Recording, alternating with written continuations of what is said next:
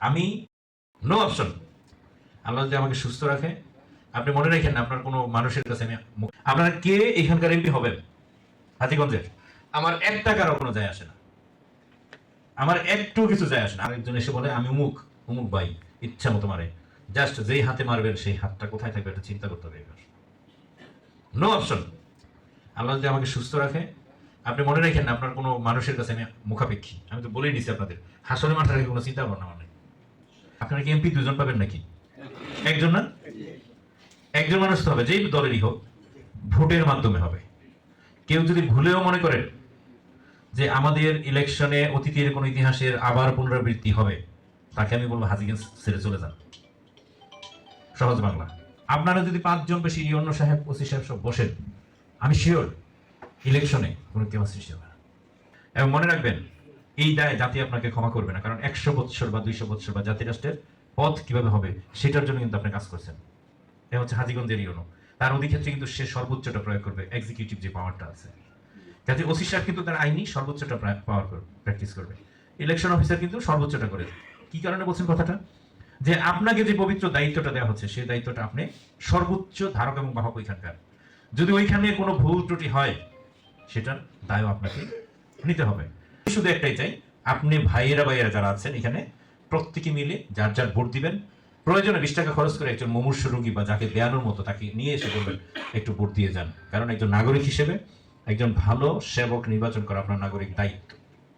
আর সেই কাজে ভোটের পূর্ববর্তী, ভোটের দিন, ভোটের পরবর্তী যত নির্বাচন বিধিমালা অনুযায়ী যা যা আছে, আমাকে ইউনো সাহেব বলেছে যে স্যার এরকম এরকম ওয়াজের নামে এরকম এরকম কিছু সম্মেলন বা স্কুলের প্রতিষ্ঠানের নামে এরকম চলবে।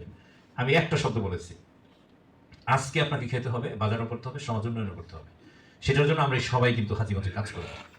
এইটা করার ক্ষেত্রে কোনো বিধিবিধানে বলে নাই এটা করা যাবে না। আমি একটা শব্দ বলেছি, আজকে আপনাকে খেতে হবে, বাজারও করতে হবে, সমাজ উন্নয়ন করতে হবে। সেটার জন্য আমরা সবাই কিন্তু হাজীগঞ্জে কাজ করব। এইটা করার ক্ষেত্রে কোনো বিধিবিধানে বলে নাই এটা করা যাবে না।